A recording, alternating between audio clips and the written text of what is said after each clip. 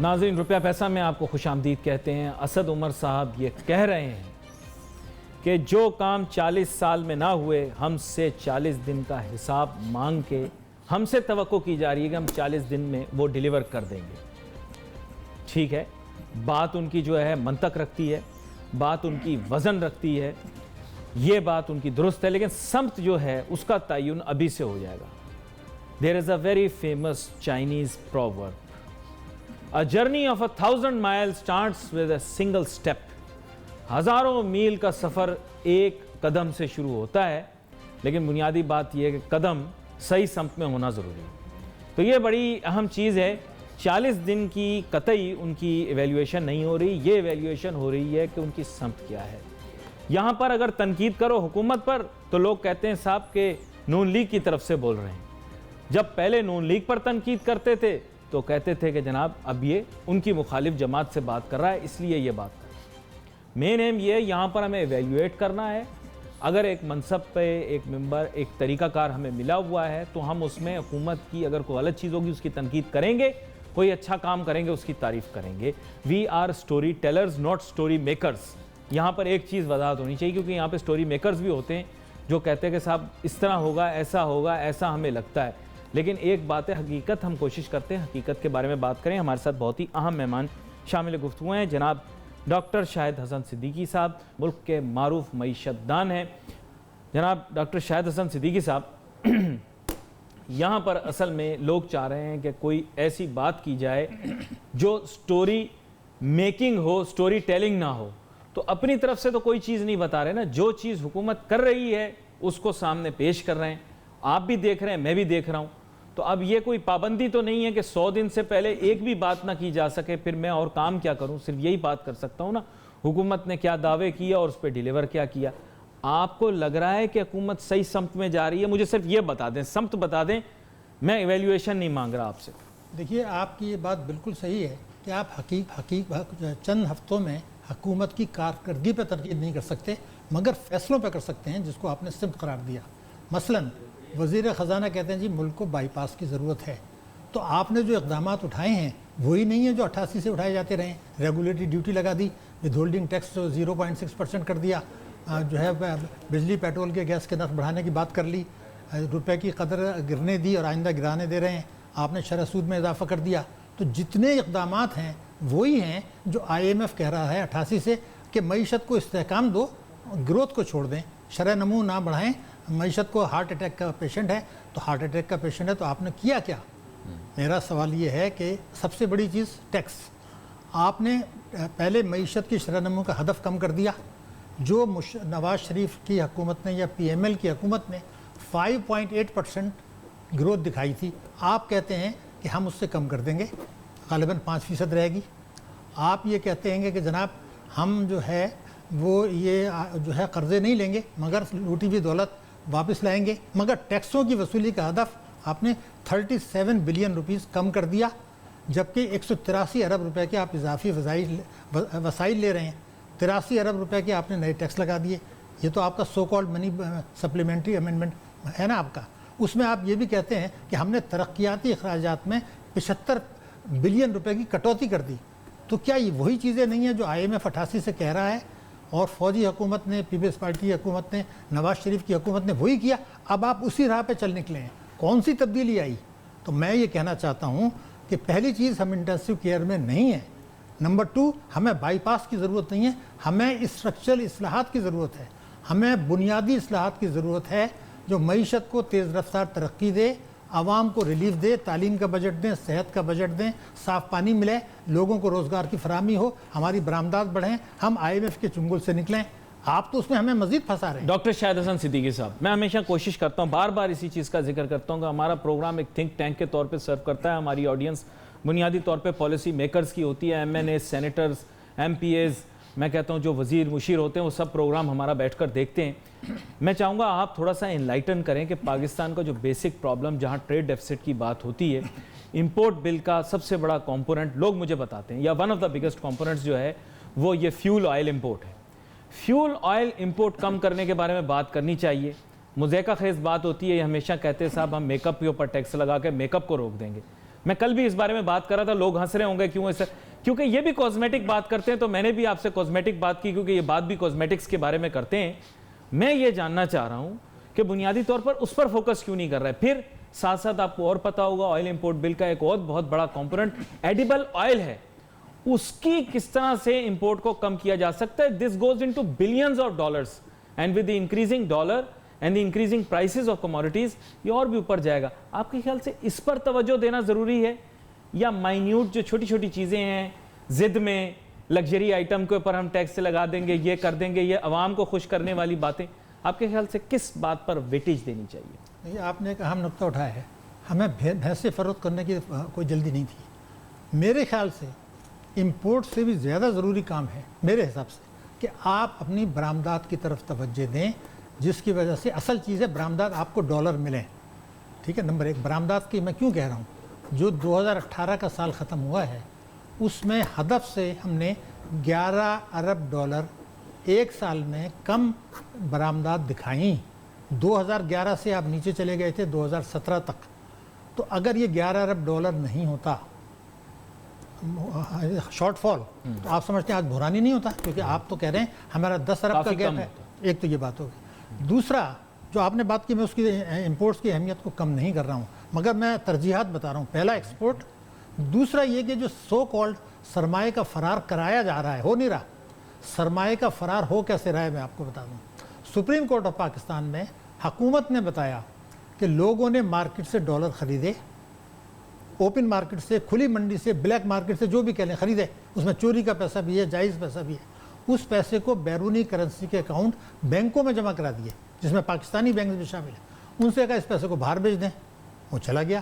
ایک سال میں اگر 17 ارب ڈالر چلا گیا, تو کیا اگر کوئی محب وطن حکومت ہے, میں عوام کو ایڈریس کر رہا ہوں, تو کیا اس کو یہ نہیں کرنا چاہیے تھا کہ آنے کے بعد پہلا کام یہ کرتے کہ یہ قانون سازی کرتے کہ جناب آپ مارکیٹ سے ڈالر خریدیں, ضرور اکاؤنٹ میں بھی جمع کریں, مگر علاج معالجے کے لیے پیسہ چاہیے باہر ضرور بھیجیں. بچے کو یونیورسٹی میں تعلیم دلانی ہے, کالج میں دلانی ہے, ضرور بھیجیں, باقی نہیں بھیج سکتے. پراپرٹی خریدنا ہے, نیشنلٹی لینی.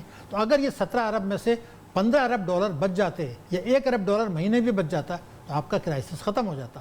اس کا مطلب یہ ہے کہ کرائسس ختم ہونے کے لیے آپ طاقتور طبقوں کے ناجائز مفادات کو نقصان پہنچانا نہیں چاہتے, ورنہ یہ کیوں نہیں روکا؟ آپ مجھے کوئی جواب دے دیں کہ چاہے جائز پیسہ ہو, میں اس پہ بات ہی نہیں کر رہا جائز یا نہ جائز, میرا مارکیٹ سے خریدا ہوا پیسہ باہر کیوں جا رہا ہے؟ 17 ارب ڈالر ایک سال میں. سپریم کورٹ نے بھی یہ نوٹس لیا مگر کچھ نہیں کیا, انہوں نے بھی نہیں کیا. ہم بات کر رہے ہیں امپورٹس کی. نہیں, اب میں, آپ بالکل صحیح بات کر رہے ہیں, میں اس کو اس طرح سے انڈورس تو نہیں کر سکتا, ظاہری بات ہے. کر دیں میرے خیال سے. نہیں کر دوں گا تو وہ پھر آپ کو پتہ ہے ہمارے یہاں بڑی مخالفت شروع ہو جاتی ہے, جی یہ پورا انہوں نے ہمارے اگینسٹ کر دیا, ہم سے 40 دن میں وہ مانگ رہے ہیں. 15 ارب ڈالر کو روکنا بری بات ہے کیا؟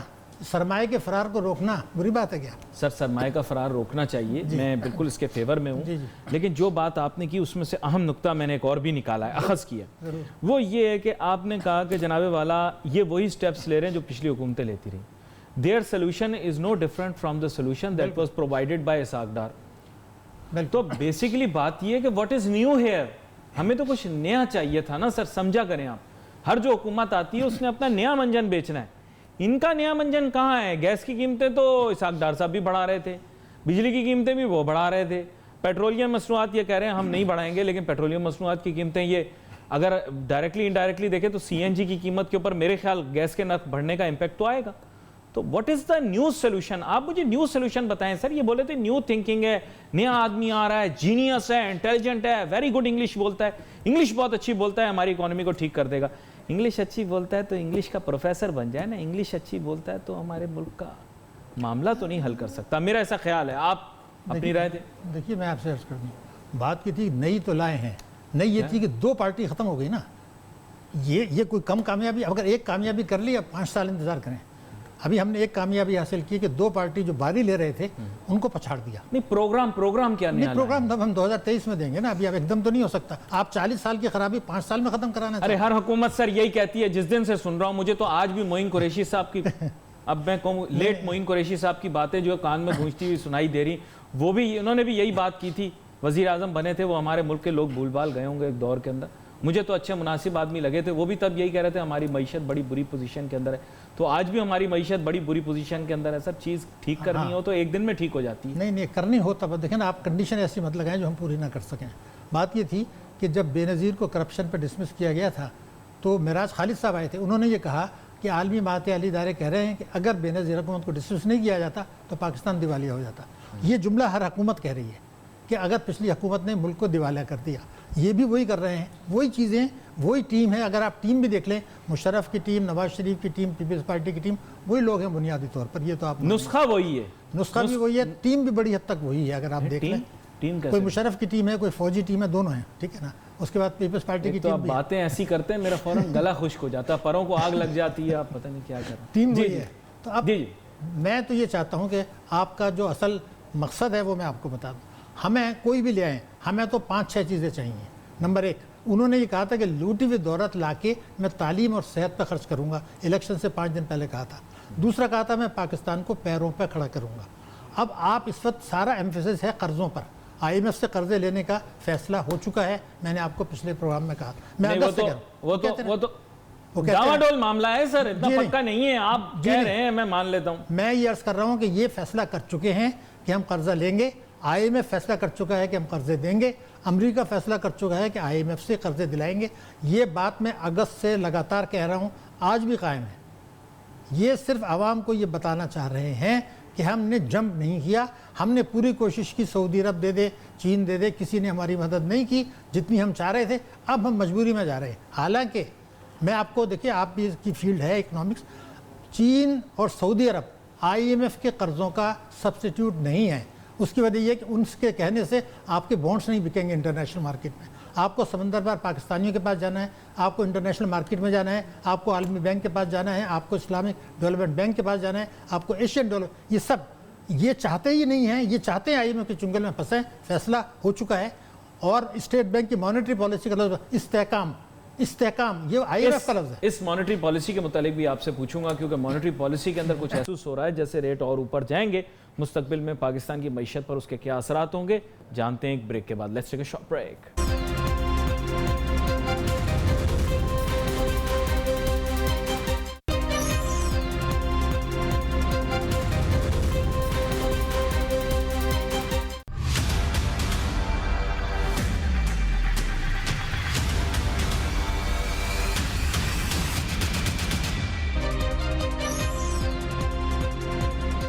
ناظرین ویلکم بیک آفٹر بریک. ہماری مانیٹری پالیسی جو ہے وہ اب چینج ہو گئی. پہلے ہم مانیٹری پالیسی کے اندر ریٹ کو نیچے کی جانب لاتے تھے, کوشش کر رہے تھے سنگل ڈیجٹ پہ لے آئیں. بزنس ہمارے ملک کے اندر جو ہے اس کو کیٹلسٹ کے طور پر یہ انٹرسٹ ریٹ کی کمی لگے گی, لیکن ایسا نہیں ہوا, بلکہ اس کا اپوزٹ ہو گیا. انڈسٹریل ایکٹیویٹی میں نے کوئی خاص دیکھی نہیں, نہ لوگوں نے BMR کا لون لیا وغیرہ وغیرہ, تمام چیزیں سٹینڈ سٹل پہ رہی.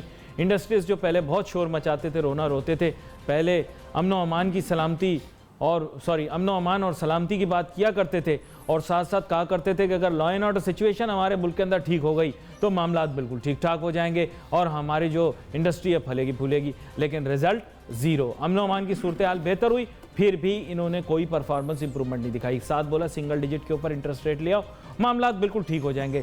سنگل ڈیجٹ پہ انٹرسٹ ریٹ آیا بھی, ایسا لوگ کہتے ہیں کہ اگر آل ٹائم دیکھا جائے تو کم ترین سطح کے اوپر انٹرسٹ ریٹ آیا, لیکن انفارچونیٹلی رزلٹ ہمارے تاجر صنعت کاروں نے دیا زیرو. حکومت کو اس کا ذمہ دار ٹھہرایا, لیکن افسوس کی بات یہی ہے کہ ان کی اپنی پرفارمنس بھی ٹھیک نہیں رہی.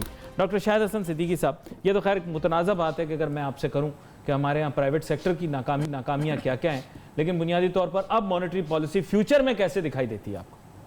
دیکھیے, ہماری جو مانیٹری پالیسی اسٹیٹ بینک کی ہے وہ ماضی میں بھی ناکام رہی تھی اور اب بھی ناکام رہے گی. اس لیے وہ یہ کہتے ہیں جی 38 ارب ڈالر کا تجارتی خسارہ ہو گیا, 18 ارب ڈالر کا آپ کا کرنٹ اکاؤنٹ ڈیفیسٹ ہو گیا, ریزروز نیچے جا رہے ہیں, مہنگائی اوپر بڑھ رہی ہے. اگر اتنا بڑا تباہی ہے جو کہ ہے, تو کیا وہ 100 بیسس پوائنٹ سے ٹھیک ہو جائے گی؟ نمبر 1 سوچنے کی بات. دوسرا یہ کہ کیا حکومت کی جو فسکل پالیسیز ہیں اور اسٹیٹ بینک کی جو مانیٹری پالیسی ہے وہ اپوزٹ سمت میں ہے یا ہم آہنگی ہیں, کوئی کوارڈینیشن ہے؟ تیسرا, کیا مانیٹری پالیسی خلا میں چلتی ہے یا اسٹیٹ بینک کو کچھ اور بھی اقدامات اٹھانے تھے؟ بینکنگ کے اسپریڈ کم کرنا تھا اسٹیٹ بینکوں سے کہنا تھا کہ حکومت کو قرضے نہ دیں، نجی سیکٹر کو دیں تاکہ آپ اس کو ناکام نہ کہہ سکیں یا اس پہ ڈسکشن نہ کر سکیں، وہ بھی نہیں بات کی۔ بینک جو ہیں وہ منافع کھاتے داروں کو شریک نہیں کر رہے۔ ارے ایک چیز آپ نے یاد کرا دی، یہ شمشاد صاحبہ جب اسٹیٹ بینک کی گورنر ہوا کرتی تھیں، ابھی آپ کو پتا ہوگا وزیر خزانہ بھی تھیں بیچ میں، پتہ ہی نہیں لگا آئیں اور چلی گئی، تو انہوں نے کہا نہیں تھا اسپریڈ کم کریں گے؟ دیکھیے وہ جب گورنر تھیں اسٹیٹ بینک، وہ اس لیے انہوں نے کہا تھا کہ عوام کا دباؤ بڑھ گیا تھا، میڈیا نے بھی شور شروع کر دیا تھا، تو انہوں نے خالی یہ نہیں کہا تھا، پہلے کہا کہ یہ جو کچھ خرابی ہے اس کے ذمہ دار ڈپازیٹر ہیں کہ وہ احتجاج کیوں نہیں کرتے۔ تو میں نے ان سے کہا کہ آپ چاہتی ہیں کہ ہم جا کے بینکوں میں پتھر ماریں کہ جی آپ نے منافع میں شریک نہیں کیا؟ تو انہوں نے کہا تھا کہ بینکوں کو اسپریڈ کم کرنا چاہیے۔ میں ان سے پوچھتا، خیر اب تو کسی قابل نہیں ہے جو پوچھوں، مگر ان کو یہ ہم نے کہا تھا کہ آپ 2 لائن کا خط لکھنا نہیں آتا آپ کو انگریزی میں، کہ بینکس آر ڈائریکٹڈ، ہم حکم دیتے ہیں بینکوں کو کہ وہ اپنا بینکنگ اسپریڈ 3.5% سے زیادہ نہ رکھیں۔ وہ اقدام اٹھانے کے بجائے وہی کیا جو حکومت کرتی ہے، کرپشن پہ قابو پائیں گے، قانون کسی کو ہاتھ میں لینے کی اجازت نہیں لیں گے، حالانکہ آپ سے کوئی اجازت مانگتا نہیں جو قانون ہاتھ میں لیتے ہیں۔ تو پالیسی میکرز کے لیے یہ بڑا امپورٹنٹ آپ نے ابھی جو ہے پالیسی سجیشن دیا ہے کہ بینکنگ اسپریڈ کو کم کیا جائے، اور میرے خیال سے اگر سن رہے ہوں تو ان کو اس کے اوپر عمل کرنا چاہیے۔ ہمارے لوگ شاید اس کو نہ سمجھ پائیں، لیکن بنیادی طور پر کھاتے دار اور جو قرض دار، میں صحیح کہہ رہا ہوں؟ جی بالکل، میں آپ کی بات کو اور آگے بڑھا دوں کہ بینکوں کے جو قوانین ہیں اس میں اسٹیٹ بینک کی نے گارنٹی کیا ہے اور حکومت نے گارنٹی کیا ہے کہ بینک، سودی بینک اپنے کھاتے داروں کو منافع میں شریک کریں گے، اور بینکنگ کمپنی آرڈیننس کے تحت یہ ضمانت دی گئی ہے۔ وہ آرڈیننس کو وائلیٹ کیا جا رہا ہے۔ بینکوں نے 2002 سے اب تک 1500 ارب پی ایل ایس جو ہے وہ تو کنونشنل بینکنگ کو خالی ٹوپی پہنائی ہے نا، نہیں ٹوپی پہنائی ہے تو پھر وہ والی نہیں، دوسری۔ تو آپ کہیں گے آئین کو بھی ٹوپی پہنائی ہے، کرنے کے لیے نہیں ہے۔ میرا کہنا یہ تھا اگر آئین پاکستان، ہمارے بینکنگ کمپاؤنڈنگ آرڈیننس یہ کہتا ہے کہ منافع میں شریک کریں، اسٹیٹ بینک کی ذمہ داری ہے کہ یقینی بنائے، تو 1500 ارب جو آپ نے کھاتے داروں کو کم دیا 2002 سے اب تک، جس کی وجہ سے بچتوں کی شرح 20% سے 14% پہ آ گئی، اور آپ قرضوں میں بڑھے، قرضوں میں جانے کی وجہ سے آپ چنگل میں آئے، اپنی معیشت کو تباہ کیا۔ تو اس غلط فیصلے کی وجہ سے کہ چونکہ بینک جو ہیں آپ نے غیر ملکیوں کو بیچ دیے ہیں، حبیب بینک چلا گیا آپ کے ہاتھ سے، یونائٹڈ بینک چلا گیا، تو عدلیہ کے پاس کوئی کیوں نہیں جا رہا؟ سپریم کورٹ کے پاس لوگوں کو جانا چاہیے، میرے خیال پڑھے لکھے انٹیلیجنٹ لوگوں کو سپریم کورٹ کے پاس جانا چاہیے، ان کو جا کر بتانا چاہیے۔ میرے خیال جسٹس صاحب یہ بات سنیں گے، اور میرے خیال ان کو اس معاملے میں، میں آپ سے عرض کر دوں، آپ نے جو بات کی ہے یہ سونے پہ تولنے کی ہے۔ 184 سب سیکشن 3 کے تحت اگر سپریم کورٹ کے چیف جسٹس صاحب ایک نوٹس لیں کہ بھئی یہ تو بینکنگ آرڈیننس کے تحت منسٹری آف فائنانس نے گارنٹی کیا ہے، اسٹیٹ بینک کی یہ ذمہ داری ہے، تو آپ یہ کیسے کر رہے ہیں؟ لیکن میں نے ایک حماقت کی تھی اور میں آج تک بھگت رہا ہوں۔ میں نے ایک مقدمہ شریعت کورٹ میں کر دیا کہ جناب یہ 1400 ارب روپے کم دیا گیا ہے، اس کو آپ کریں۔ 9 سال تک چلتا رہا۔ 9 سال کے بعد وہ کہتے ہیں کہ جی آپ، یہ بات آپ کی صحیح ہے، ان کے الفاظ تھے کہ آپ کے کیس میں بڑا دم ہے مگر کوئی اور دروازہ کھٹکھٹائے۔ تو بھائی 9 سال پہلے کہہ دیتے آپ، حالانکہ ان کا بھی ذمہ داری تھی میرے حساب سے، جو میں نے لاء پڑھا ہے، کوئی کام جو اسلام کے خلاف ہو رہا ہے، بہرحال انہوں نے کہا کہ اس کیس میں دم ہے، آپ کہیں اور چلے جائیں۔ اب سپریم کورٹ میں جو آپ نے اشارہ کیا ہے، اگر چیف جسٹس سے نوٹس لیں اور یہ 1400 ارب کا فائدہ پہنچائیں، اور نہ بھی پہنچائیں تو آج سے کم بڑھا دیں، تو قوم کی بچتوں کی شرح بڑھے گی، قرضوں پہ انحصار کم ہوگا، ڈپازیٹر جو ہے ان کو فائدہ پہنچے گا اور لوگ ان کو دعائیں دیں گے۔ یہ ایک بڑا اہم نقطہ ہے اگر وہ کر لیں تو۔ خیر ایک چیز کی نشاندہی ہو گئی، آپ جب بھی گفتگو کر رہے ہوتے ہیں ایسی نازک نوعیت کی، پتہ نہیں کیوں میں تھوڑا سا پریشان ہونا شروع ہو جاتا ہوں۔ قومی سلامتی کی بات کر رہا ہوں، مفاد میں نہیں، قومی سلامتی بالکل اس میں ہے کہ اگر عوام کے لیے ریلیف 184(3) ہے۔ آپ اچھا یہاں پر ایک چیز آپ سے اور جاننا چاہوں گا۔ اب بات یہ انہوں نے کہا جناب ایف بی آر کے اندر اور ٹیکس کے نظام کے اندر جو ہے اصلاحات ہوں گی، تو اصلاحات کیا ہوں گی؟ یہاں پر تھوڑا سا میں، کیونکہ میں اور آپ ایک ہی فریکوینسی پہ سوچتے ہیں، لیکن یہاں پر تھوڑا سا میں معمولی سا اختلاف ضرور کرتا ہوں، کیونکہ میری ایسی رائے ہے کہ لوگوں کی پکڑ دھکڑ مناسب نہیں ہے، بلکہ it will result in flight of capital. پتہ نہیں آپ ایگری کریں گے یا نہیں کریں گے۔ یہاں پر مجھے ایک چھوٹی سی بریک لینی ہے، بریک کے بعد جب واپس تو میں یہ جاننے کی کوشش کروں گا کہ جو میجرز لیے جا رہے ہیں کہ جی نان فائلر کو فیسیلیٹیٹ نہیں کیا جائے گا، میرے خیال it will result in the flight of capital. اس کو ہمیں روکنا پڑے گا، حکومت کو نظر ثانی کرنی چاہیے، نان فائلرز کو ریلیف دینی چاہیے۔ Let's take a short break.